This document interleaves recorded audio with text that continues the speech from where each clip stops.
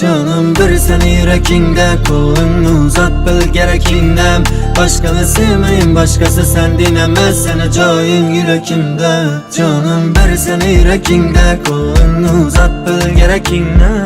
Başkanı sevmeyin, başkası sen dinlemez, seni cayın yürekimde. Yürekime başkası tapacak yol, men seviyen menden uzakda durdu. Öttü yıllarını qayt demedim, bu ne de yaxşı yamanıma durdu. Tel yok, hemmesi yaxşılıqa, kichkine dünya açıldı, mana buldu. Ne gepler sile, tinç misile, üzü köp biliyen, köp gülen on buldu.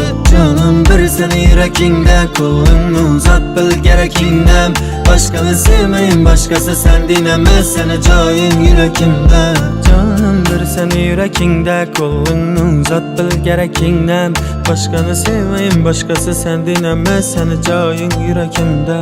Senden hazıdım uzaktaman, bir gün erman bilen tuzaktaman. Söylemeke gep köp yaxşı niyet, içimdeki arzu heves uzaklada. İntilemen hayatın yaxşı yollarını, gerek erkek yok problemi anladım. Köplike yokman doğrusu hazır, meni şu gün neçe fakat aylam kolladıdan. Vaxt öte vere dedin min, ben indi yaman sen üçün bilmin. Avazım xazı qara her yerde, yerini işler basa bas demin. Bir gün uzaktan görüp kalın, seni mehrin gözlerinde aynanin. İşlerin zor basın, yamanlıkım yok, seni cayın yürekimde. Canım bir seni yürekinde, kolunu uzat bil gerekindem. Başkanı sevmeyin, başkası sen dinlemez, seni cayın yürekimde. Canım bir seni yürekinde, kolunu uzat bil gerekindem.